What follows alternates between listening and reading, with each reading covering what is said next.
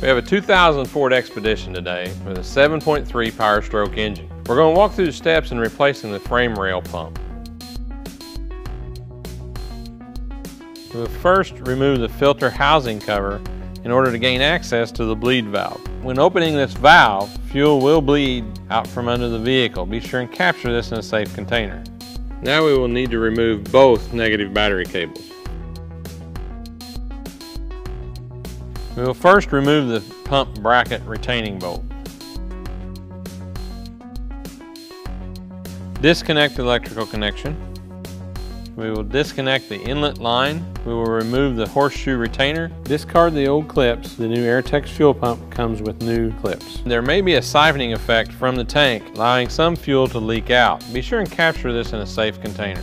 Before we can remove the outlet fitting, we will remove the safety retainer. Disconnect the outlet line using the appropriate tool. We always want to disconnect the outlet line at the quick connect fitting.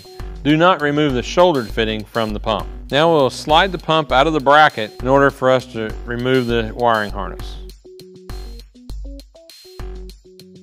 The studs on the pump are two different sizes. We want to make sure and reinstall our wiring harness on the correct size stud.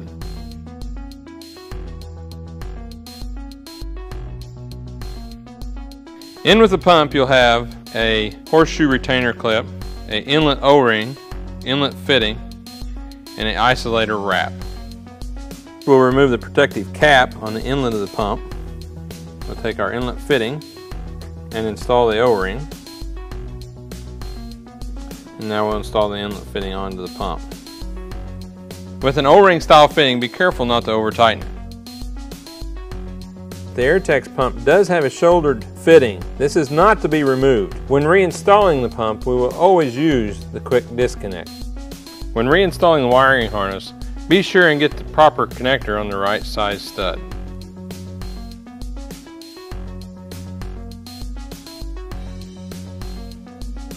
Before we install the pump under the vehicle, we'll remove the old isolator and install the new isolator.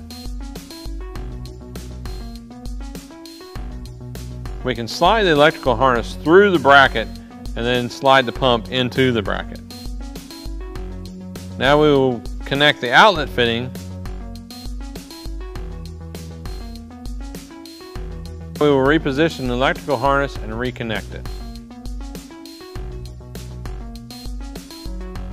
For ease of installation, we'll install our horseshoe retainer into the inlet line fitting and then snap the fitting into place.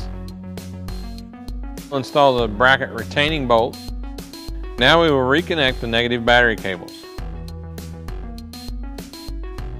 Cycle the key 2 to 3 times in order to charge the system. Once we've charged the system, we'll start the vehicle.